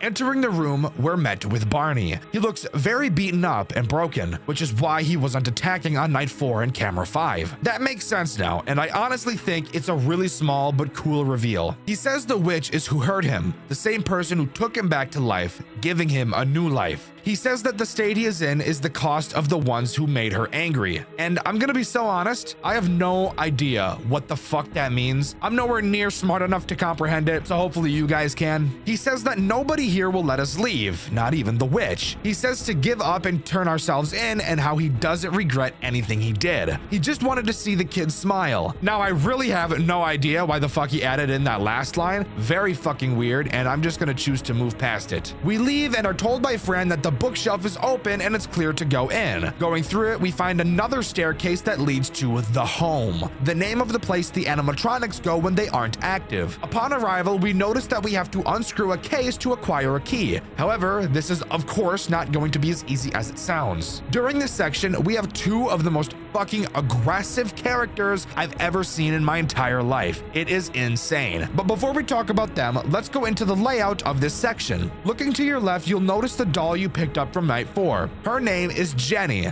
and she is how you deal with both of these threats. But holy fucking shit, the hitbox on this goddamn doll head is fucking ass. So fucking tiny for no goddamn reason, fuck! You must drag Jenny's head to make her look at either of the two hallways to the room we're in. The left hall has Bait and Clop, and the right hall has Barry. Now, when I tell you guys that these two are aggressive, I mean it. Holy shit, the goal of this night is to just slowly unscrew 4 screws, but it takes so fucking long because these two will quite literally be attacking you every 2 seconds. And that's not an exaggeration. Just look at the screen right now and tell me this doesn't look fucking insane. Every time you successfully turn Jenny's head towards them and flash them to make them go away, they seriously have a chance to show up again immediately afterwards, making this section take fucking minutes and minutes longer than it would ever need to. And one of the best parts is that they can both attack you at the exact same time. That's just fucking perfection.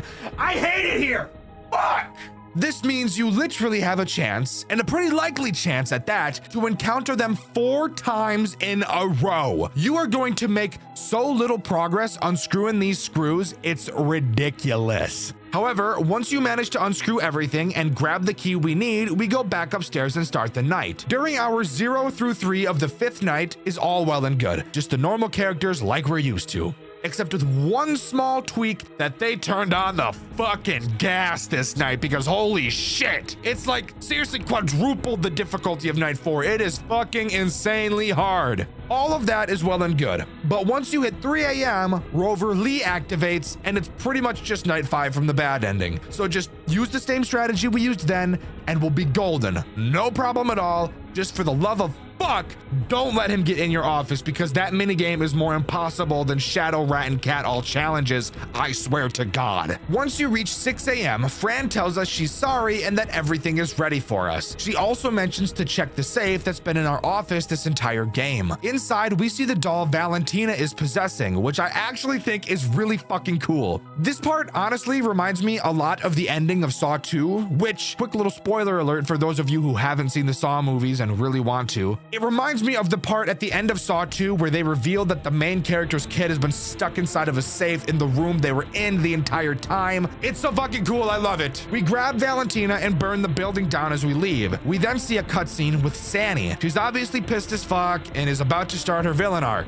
She says she won't let herself be caught and that nobody is going to be happy, which just screams sequel right in my little gamer ears. But that is all the good ending has to offer. And now, sadly for me, I have to fulfill a promise I made a few minutes ago and talk about the files we collected, which is really just going into the extras and doing a fuck ton of reading. So let's just get all that bullshit over with. Let's start with the audio files. They consist of our great-grandfather's music, the sound of the curse Sanny uses, and Camillo's ghost, which is pretty fucked up. You have the ability to recreate the memories from these files, and doing so gives you an 8-bit minigame to play around in. The audio memory has us play as Omegna as a child as we see her father wallow in despair. She then leaves to go to her room and sleep, giving her dad some space. By the way, all of these minigames are going to piece together that summary I gave you before the good ending, so if it sounds like I'm repeating myself, it's pretty much because I am. The text files are a bunch of newspapers with a fuck ton of words. Like, oh my god, so many goddamn words. I really don't want to read them all, but fuck me, I'm gonna do it for the video. I'll have the editor put Subway Surfers or some shit on the screen, and for those of you that don't care about what these newspapers say,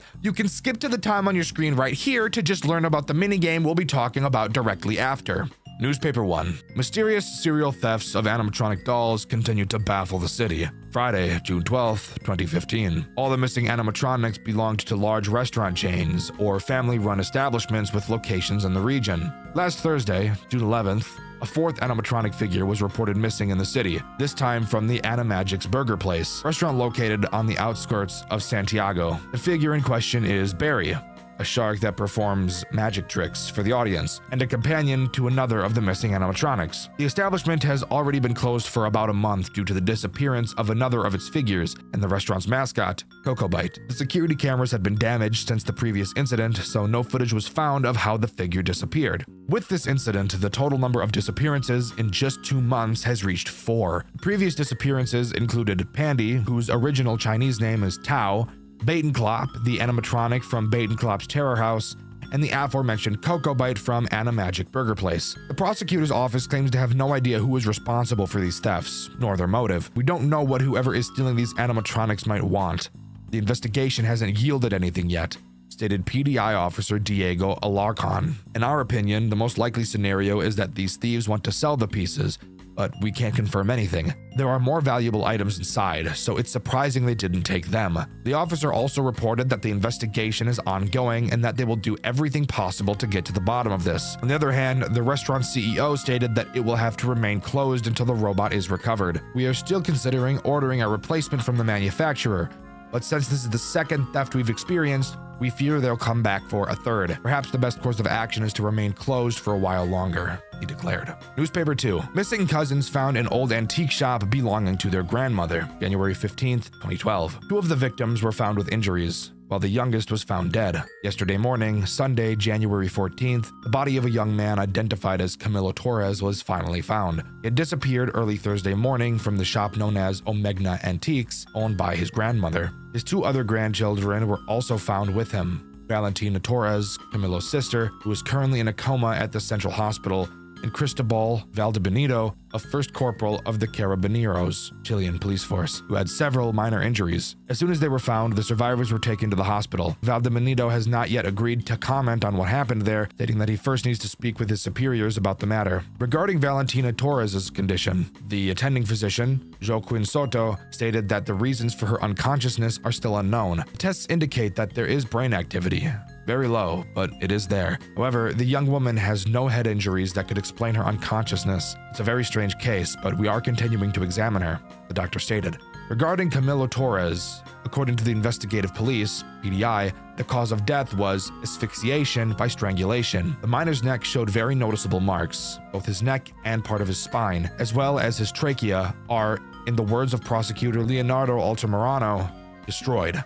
Asphyxiation of that level is very difficult to achieve. An ordinary human could not do it, he stated. In fact, it almost looks like as if his neck had been crushed by heavy metal machinery, but this doesn't quite fit considering the finger-like marks left on his neck. The PDI also stated that the investigation is not over yet, and that, although with the current leads it is difficult to reach a conclusion, they will do everything possible to get to the bottom of this and bring justice to the guilty parties. Newspaper 3. Security footage from Omegna Antiques shows the owner attacking her granddaughter, January 16th, 2012. During the investigation into the murder of the 20-year-old at the Omegna Antiques shop, police found a recording of one of the owner's computers. The recording shows the owner ordering a group of animatronic robots to kill Valentina Torres, her own granddaughter. The video from the shop's security camera network shows a young woman and her grandmother, Mrs. Omegna, the latter apparently accompanied by animatronic robots from various well-known entertainment chains, which she kept in her shop. In the recordings, she can be heard ordering the robots to get rid of her, at which point the machines step forward and begin attacking the young woman. We don't know how she could have made them work or how she could have made them obey her, stated Leonardo Altamirano, the prosecutor in charge of the case. We believe the video may be some kind of fabrication, but all of the evidence seems to indicate that this is not the case. According to the several owners of the entertainment chains who once owned those robots, those models had been discontinued for almost 2 decades and had mostly been sold at auctions long ago, which is how they are assumed to have eventually ended up in Omegna's store. For this part, Corporal Cristobal Valdebenito, one of the victims of the cousin of Valentina and her deceased brother, Camilo, stated that he had noticed his grandmother acting strangely in recent weeks, and he also identified her as the kidnapper during the days he was missing. It was a dark, cold, and old room. I could see her there. She didn't say anything significant. She was the one who had me trapped. This morning, the woman was arrested by the Carabineros, Chilean police, and will remain in custody while her connection to the incident is investigated. Holy fuck, that was a lot. But let's move on to the minigame. In this minigame, Omegna checks on her dad in the living room only to see that he's passed out drunk as fuck on the couch. She leaves to go reminisce in the kitchen, she checks the fridge only to see there's no food inside, and she wonders when Sandy will come home from her job. The image files consists of some bottles, a picture of Barney, and whatever the fuck this shit is right here. I literally have no idea what else this could be. My only guess is that the potion grants life, maybe, judging from the conversation we had with Barney, and then the Barney picture is just Barney being destroyed in the closet or getting a new life. I have no idea. And then the question mark image, bro, I'm scratching my head and my balls. You guys tell me what the fuck this is supposed to mean, bro. I've got no idea. The memory for the images has Omegna's dad drunk and yelling at her. He beats the shit out of her while she begs him to stop. He yells at her and tries to drink more, only to notice the bottle's empty. He shatters the bottle on the wall and tells Omegna that he's going to go get more. He tells them that when he gets back, he doesn't want to see either of them and that they need to go to bed now. Sandy shows up to comfort Omegna. Omegna confronts her, saying that they will not be hurt by him again.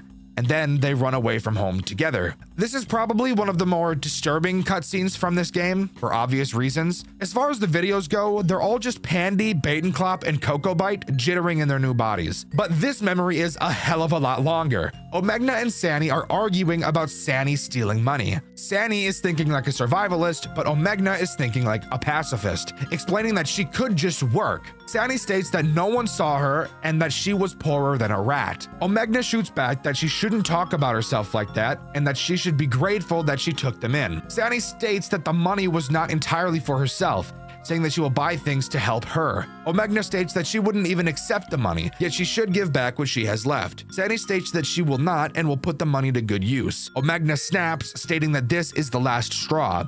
She mentions that Sandy comes home late, skips school, and doesn't follow instructions. Sandy turns away, but Omegna puts her hands on her to make Sandy look at her again. Sandy states to get her hands off of her, but Omegna demands Sandy to follow her orders. Sandy snaps back, stating that Omegna isn't her mom. Omegna slaps Sandy, she apologizes, but Sandy runs away, stating that she hates Omegna and to stop bothering her. They have never seen each other again since that day. So there you go! I told you I'd cover it in more detail. Are you proud of me? Please say yes, because I've been writing the script for no joke the last 6 hours. I'm fucking dying over here. 2 more things before we wrap up. The first is this weird minigame called Pandy POV. It's just some point and click bullshit and seriously provides no lore to the story whatsoever, just a time waster. And the final thing is what happens after you beat 720 mode, which I obviously didn't fucking do because I'm not a maniac. After you complete it, you get this short cutscene. Yes, it's in Spanish. I don't give a fuck. Hop off my dick and read the subtitles. Sigues teniendo pesadillas, ¿eh? Tranquilo. Pasaste por mucho estrés durante esas noches. Es normal, y lo sabes. Poco a poco estas se irán. Todo está bien ahora. So there we go, a teaser for yet another game to come, and it looks like there's gonna be a character with a cane, so maybe it'll be me, who fucking knows. But as far as I'm aware, that's all the last Psy has to offer. Overall, I think this game has one of the most interesting and unique stories I've ever seen come out of a FNAF game before. Sure, I do think the first game is complete ass, but the second game really makes up for it. It looks fucking amazing, the gameplay is actually interesting, albeit incredibly difficult at times, and I would highly recommend it to anybody who wants a fun challenge. Uniqueness in FNAF games, something that isn't the most common thing in the world. I'm sure as FNAF players, we can all agree that something interesting that we've never seen before coming around is something we don't see all too often. But you better believe we suck it up whenever we get the chance to sink our big meaty claws into it. The game we'll be talking about today is a bit older. Being created 5 years ago, I'm honestly surprised I had never heard of it before, as it truly is one of the most unique FNAF fan games I've ever talked about on this channel, with a unique art style, interesting yet incredibly confusing story, and a mixture of a bunch of different game styles and mechanics. Join me today as we dive into the intricately crafted world of the Freddy Files. The Freddy Files is actually broken up into chapters instead of nights, and from the sounds of it, I'm pretty sure that each chapter of the game is 1 hour of the one night that takes place during this game. Upon starting the game, we're greeted to an opening cutscene. Our character is on the phone with 911, saying that while working, the door to the building closed and locked itself so he can't get out. The dispatcher said the police are on their way, but it will take several hours for them to get there, which, by the way, is bullshit. This restaurant is presumably in a city, or at least a town, so how is it going to take the police hours to get there? Regardless, we still have to finish our shift anyways, so we figure it's not a big deal. The dispatcher makes a point to us to not enter any unauthorized areas, which I personally find weird. And with that, we're spat into the first chapter where we're greeted with some exposition. Fazbear Entertainment started their first business with Fredbear's Family Diner, a successful business that took over the market for 5 years.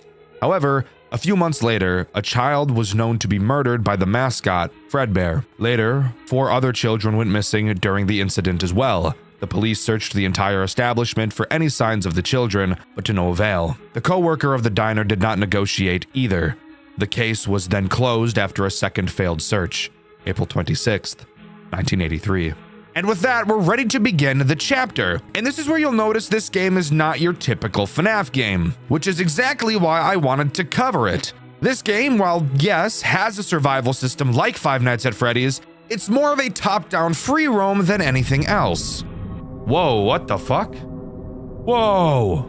The point of this first chapter is to unlock a door that we're not supposed to unlock. It's an unauthorized area, so I have no idea why we're doing this despite the dispatcher literally just telling us not to. This chapter serves as an escape room, which I actually really like. And of course, there are some threats that are trying to stop us from completing it. So let's talk about those 2 guys first. The first threat introduced in this chapter is Golden Freddy. His mechanic is very simple. As you can see, we are equipped with a flashlight and a fear meter. If our flashlight is off, our fear meter will slowly increase. With the light on, the fear will go back down. So keeping this light on is obviously something we're going to want to do. Golden Freddy directly counters that. He's a ghost character that moves through walls, and he's very fast. If you ever see Golden Freddy near you, you need to shut off your flashlight and make sure he doesn't run into you by dodging out of the way. If he touches you, you're obviously dead.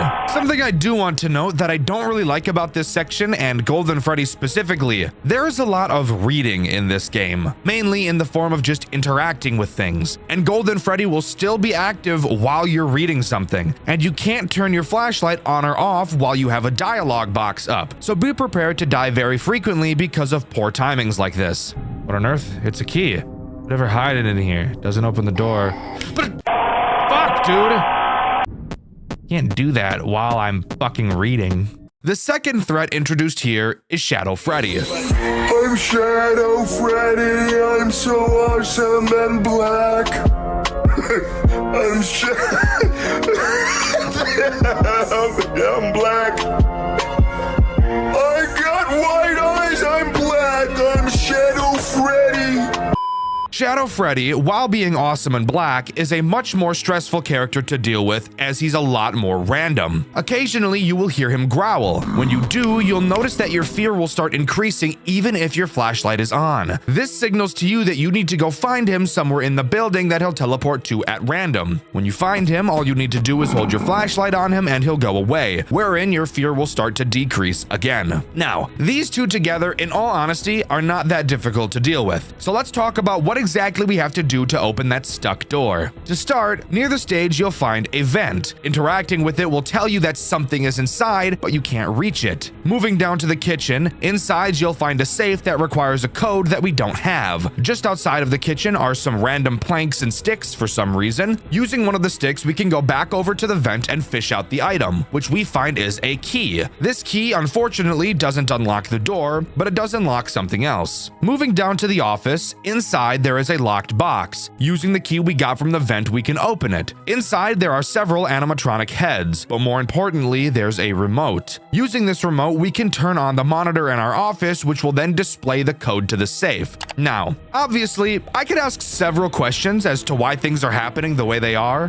Why was there wood on the floor? Why was there a key in a vent? Why was the remote to the TV locked in a box? Why does the TV just have the code to a safe? But this is clearly just a puzzle escape room game, so weird shit like this is just kind of par for the course. Continuing, now knowing the code, we input it into the safe and get a hammer. Using this hammer, we figure we can break the locked door down, so we head over to do exactly that. And that's when we're thrown into a much more FNAF feeling minigame. During this minigame, we obviously have to break down the door. However, Golden Freddy will be attacking us the entire time. While we pound on the door, he will slowly approach us from behind to beat on our bottom. Occasionally, we'll have to turn around and hold our flashlight on him to make him back up into the darkness. I personally found that pounding on the door 15 times is the most you can do to stay safe without Golden Freddy golden showering you. Do this enough times and the door will open, and we see the following cutscene.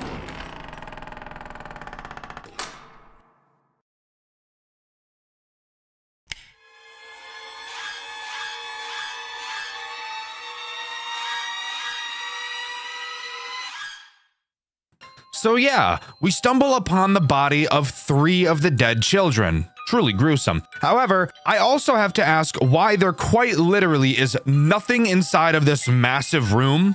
Who knows? We reflect on what we saw and realize that 4 kids went missing, yet we only saw 3. Before we can think about it more, we hear the rest of the characters in the building activate. And knowing our lives are about to get a lot more difficult, we can move on to chapter 2. Guys, I've got some great news for you. After a long time of waiting, the Skaggs plushie is finally live! I've been working with Makeshift to make the perfect Skaggs plushie possible, and I think he's turned out perfect. We obviously talk a lot about 5 Nights at Freddy's on this channel, so I figured it'd be great to make him in the exact style as the FNAF plushies, which means he'll easily be able to sit on your desk or shelf without falling over. You guys made this possible. I could have never done this without you. To everyone who supported the petition a few months back, thank you guys so much. But you guys have to be fast, as Skaggs is only around for a limited time. Once this campaign is over, he'll be gone forever, so you really don't want to miss out. This is hands down the coolest thing that has ever happened to me as a YouTuber, and I never thought 2 years ago when I started this channel that it would get me this far in life. Thank you guys so much. I really appreciate every single one of you. You guys have made my dreams come true, and this is one small way I can celebrate that. So go get yourself a Skaggs plushie before time runs out. He's the perfect gift for anyone who likes stuffed animals, and I guarantee if you put this guy in your bed, the Huzz are gonna flock to you like birds. So that's always a plus too. Thank you guys so much for all the support, and thank you to Makeshift for making this plushie with me and putting up with my constant tweaks to make sure that Skaggs is as perfect as he is. Sorry for interrupting. Let's get back to the video. Chapter 2 moves much more into a typical FNAF game. When we load in, we find ourselves in an office. We know from the last chapter that all of the characters have activated, so now we have to hunker down and defend ourselves. So let's go over the tools at our disposal. To start, if we turn around, we'll find our cameras. They're just cameras. Nothing crazy to talk about here. Turning back in front of us is where things start to matter. To start, you'll notice on the left and right doors, we'll be able to set off an alarm system. When you use these alarms, your computer's RAM will increase. Now, unlike actual computer RAM, once you stop using the alarm, the RAM usage will not go back down, which again, doesn't make any sense because that's not how RAM works, but whatever. What you have to do is manually delete the RAM by holding the delete RAM button on your monitor. That doesn't really make sense, but it's clear the dev isn't very tech savvy, but that's okay. Also on our monitor are 2 more alarms, Alarm 15 and Alarm 24. We're not going to worry about Alarm 24 right now. Alarm 15 is an alarm that plays plays directly in front of you. The phone guide describes this area of the building as outside, so I'm imagining it's literally a window to outside of the building. You just can't tell because it's dark as fuck. Same with the other 2 alarms, it will also increase your RAM usage. Now let's talk about the threats this chapter introduces. Fun fact, there's 3 of them: Freddy, Bonnie, and Chica. I'm going to talk about Bonnie and Chica at the same time since they do the exact same thing. They will try to make it to either of your doors respectively.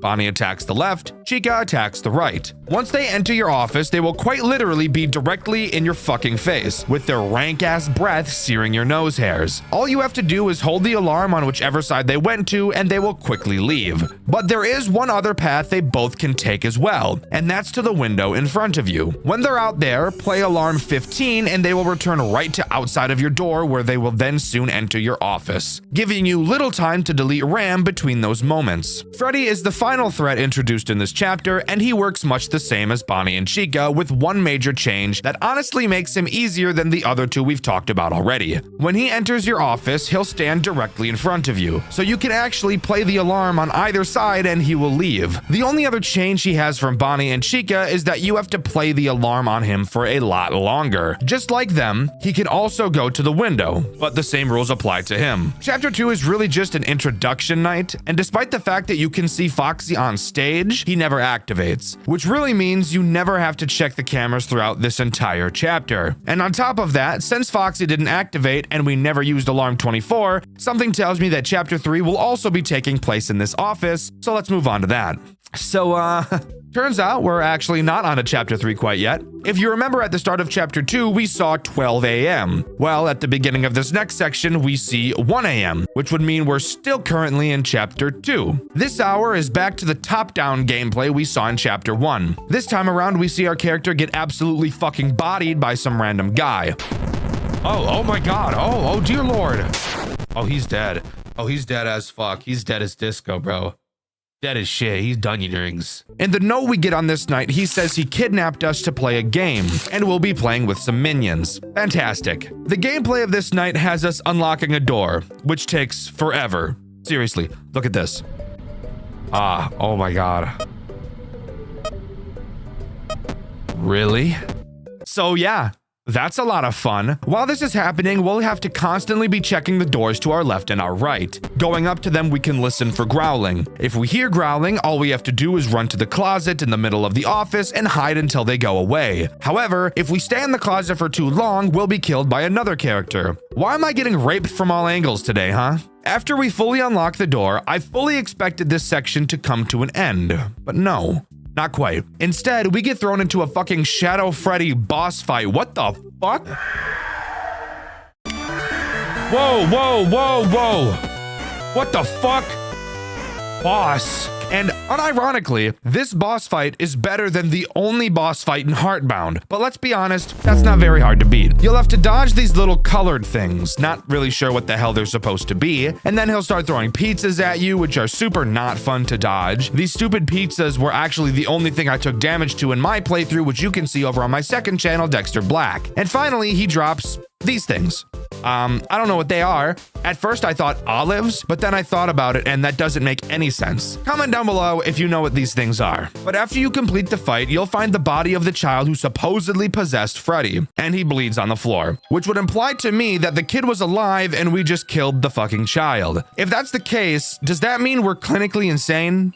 Maybe so. We learned that we were never allowed to tell the police about the missing kids because he brought us here? Or something. I'm not totally sure why we can't tell the police. My only guess is something along the lines of it'll look like we killed them all. I'm not really sure at the moment, but I'm sure we'll learn plenty more. For now, let's continue. Now we move on to the next section of this game. We're still in Chapter 2, except now it's 1:30 a.m. That's right, we're really splitting this game up into as many pieces as we can, and I'm all for it. Unfortunately, there's literally nothing interesting for me to talk about during this section. We're back in the office area, except literally nothing has changed since the first time we played this. Freddy, Bonnie, and Chica move slightly faster, but nothing new is actually introduced. So let's move on to 2 a.m. 2 a.m. actually marks the beginning of Chapter 3, which means we have something interesting to talk about. We learn that the building got shut down due to it being disgusting as fuck. Food all over the floor, little kid throw up down the backs of the robots, all the nasty shit. During this section, we play as a temporary janitor, so I guess we just have all the fucking jobs now, huh? Something you'll notice about this night as we talk about it is that even though, yes, we are a janitor, literally no cleaning happens whatsoever. Instead, all we do is fix a fucking elevator. As that would suggest, this section of the game takes place in an elevator. Our goal is to get to floor 5, but in order to do that, we first have to connect each floor to like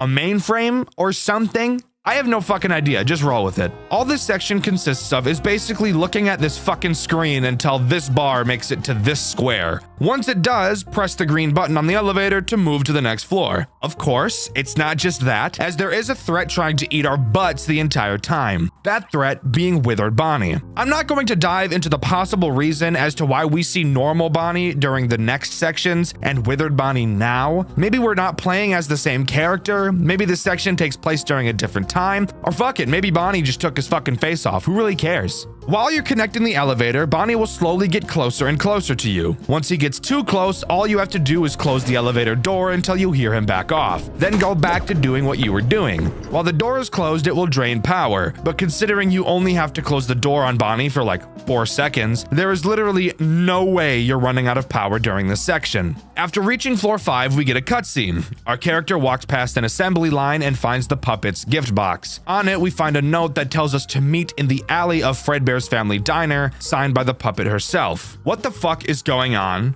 Why did the puppet leave this note here? Why did she know that we were going to be here? And why not just meet me to talk to me at this place since you already know I would be here? Who knows? But I'm sure we'll find out as we continue.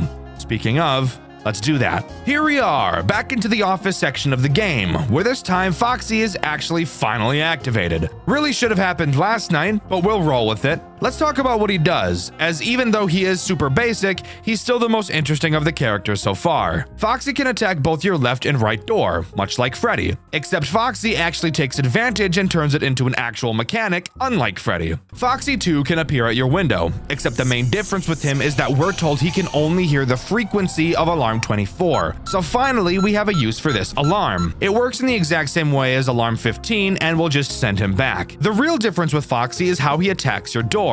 Unlike every other character, he won't ever enter your office, so he finally gives our camera a use after 2 nights of never needing to turn around. You'll have to watch the cameras next to your office to tell which side Foxy is going to attack. When you see him enter either one of these cameras, you'll have to use the alarm on that side of the office and he'll leave. However, you may have noticed something weird when I explained that, and I'm thinking the same thing.